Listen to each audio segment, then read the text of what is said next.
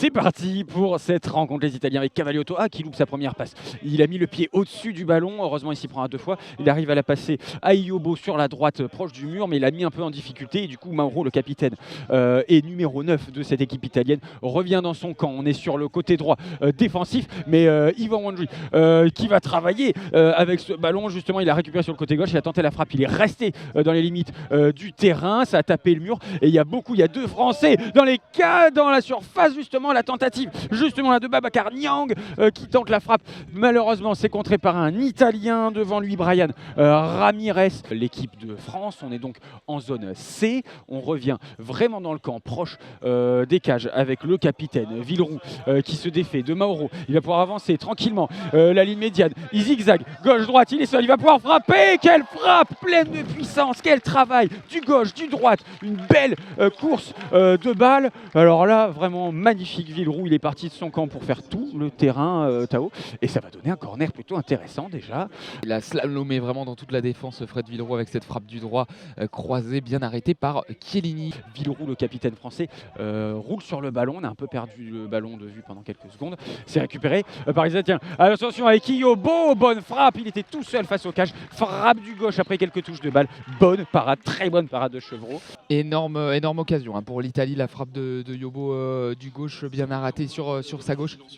Benoît Chevreau, alors que le numéro 9 est capitaine de l'Italie. C'est un peu plein du bruit dans les tribunes pendant le jeu. C'est pour ça que le speaker a demandé au public d'être un peu plus silencieux pendant les phases de jeu. Angie qui est bien là au milieu du rond central pour récupérer ce ballon, du pressing. Il va donc venir le récupérer une seconde fois dans les pieds de Mauro. Il est sur le côté gauche, il va frapper de l'extérieur du pied. C'est bien, belle parade du portier Chiellini. Il est obligé de se détendre et de faire l'équerre avec les jambes. Ce sera donc un corner dans la zone A.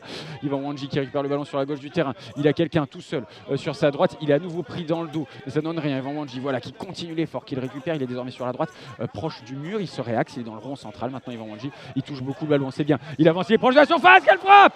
Quelle frappe! Il est venu la croiser de l'intérieur du pied. Ça frôle le poteau gauche de Chiellini et ça sort. Première grosse alerte là pour le coup.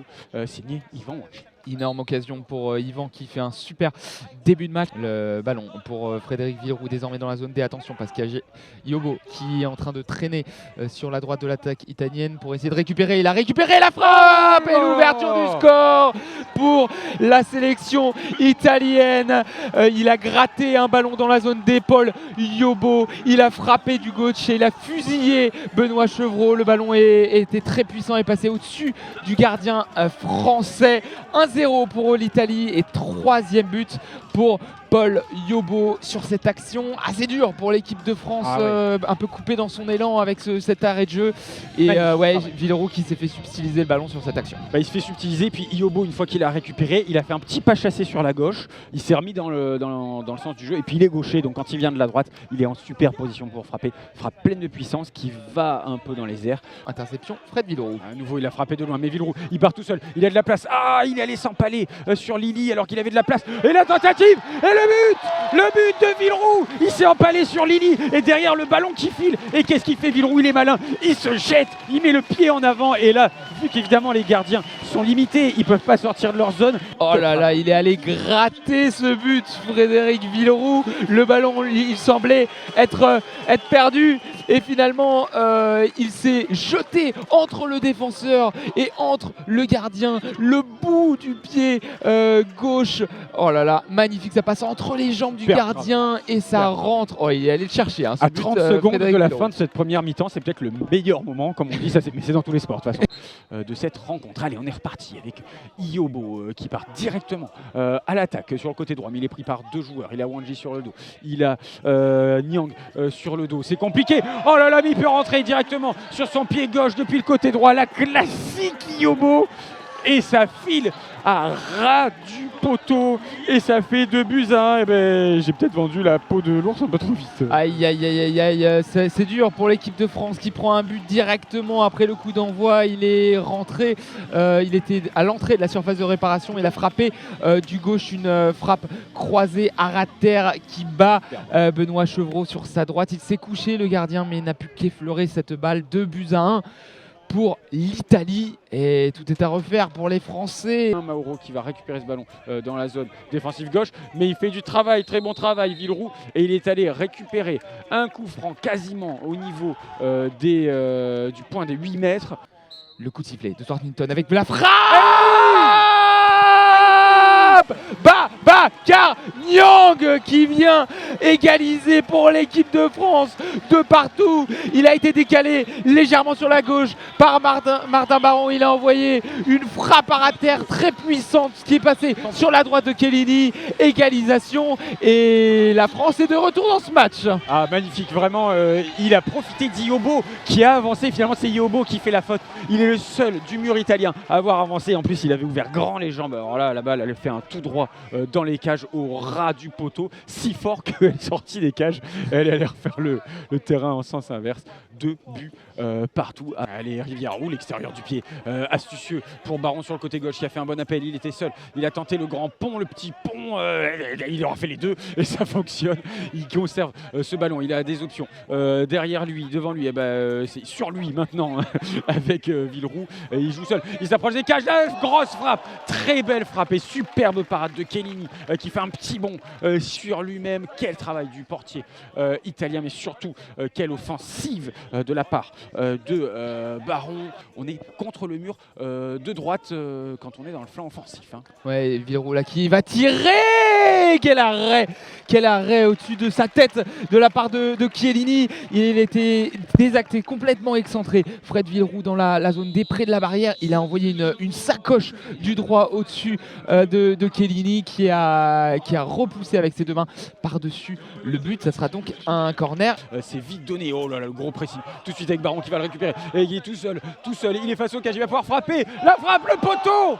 Le poteau droit qui se heurte face à Baron, et du coup ça va partir en arrière. Le ballon n'est pas sorti des limites du terrain. Villeroux au pressing sur le côté gauche qui récupère tout de suite face à Iobo. On part à l'attaque. Les Français qui ont repris du poil de bête. Il va pouvoir frapper à nouveau. La frappe pleine de puissance et c'est encore une fois la parade de Chiellini. Il était très près. Il n'a pas réussi à la soulever cette balle, Villeroux. Le poteau qui a sauvé Chiellini et puis Chiellini qui a ensuite sorti qui a sorti un arrêt magnifique sur sa gauche. Oh là là là, quel temps fort pour l'équipe de France. On continue à se battre avec Mauro qui va pouvoir partir. Quel retour magnifique de Villeroux qui va partir seul devant dans la surface.